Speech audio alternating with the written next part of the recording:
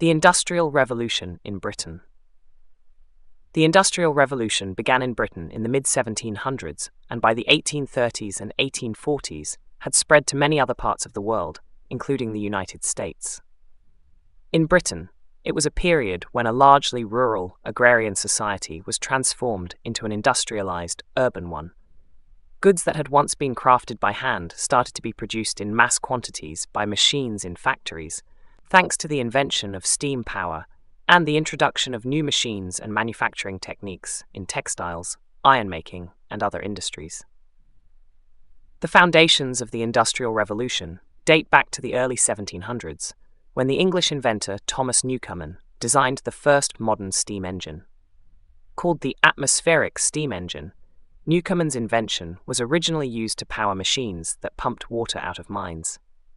In the 1760s, the Scottish engineer James Watt started to adapt one of Newcomen's models and succeeded in making it far more efficient.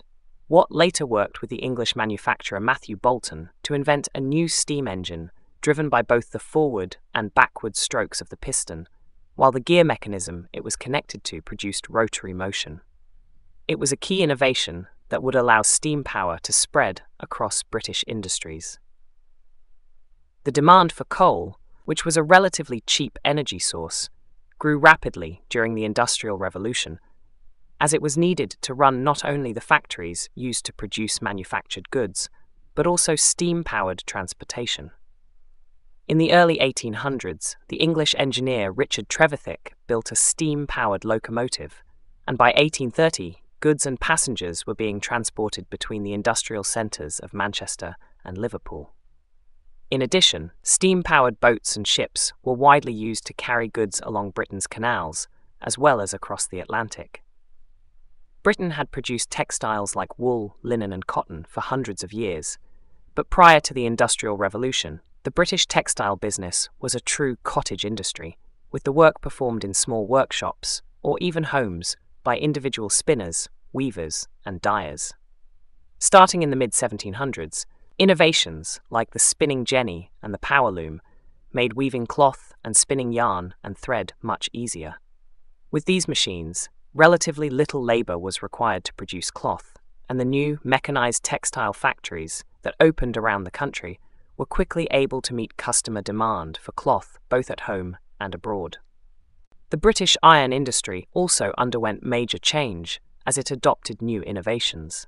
Chief among the new techniques was the smelting of iron ore with coke, a material made by heating coal instead of the traditional charcoal. This method was cheaper and produced metals that were of a higher quality, enabling Britain's iron and steel production to expand in response to demand created by the Napoleonic Wars, 1803 to 15, and the expansion of the railways from the 1830s. The latter part of the Industrial Revolution also saw key advances in communication methods, as people increasingly saw the need to communicate efficiently over long distances. In 1837, British inventors William Cooke and Charles Wheatstone patented the first commercial telegraphy system. In the 1830s and 1840s, Samuel Morse and other inventors worked on their own versions in the United States. Cooke and Wheatstone's system was soon used for railway signalling in the UK. As the speed of the new locomotives increased, it was essential to have a fast and effective means of avoiding collisions.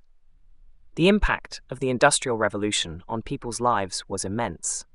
Although many people in Britain had begun moving to the cities from rural areas before the Industrial Revolution, this accelerated dramatically with industrialization, as the rise of large factories turned smaller towns into major cities in just a few decades. This rapid urbanization brought significant challenges, as overcrowded cities suffered from pollution and inadequate sanitation. Although industrialization increased the country's economic output overall and improved the standard of living for the middle and upper classes, many poor people continued to struggle.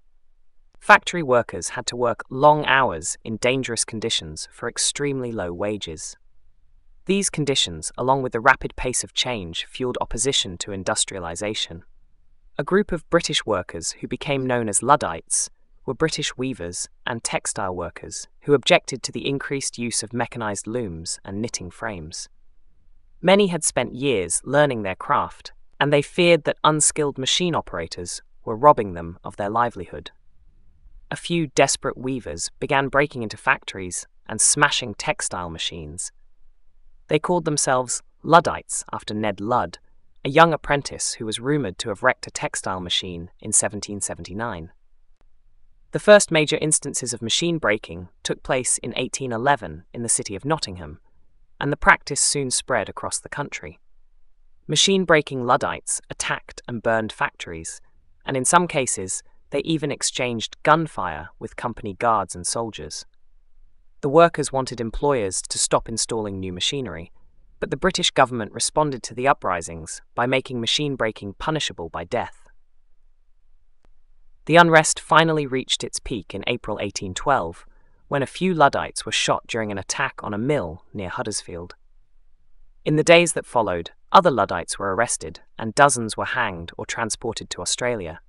By 1813, the Luddite resistance had all but vanished,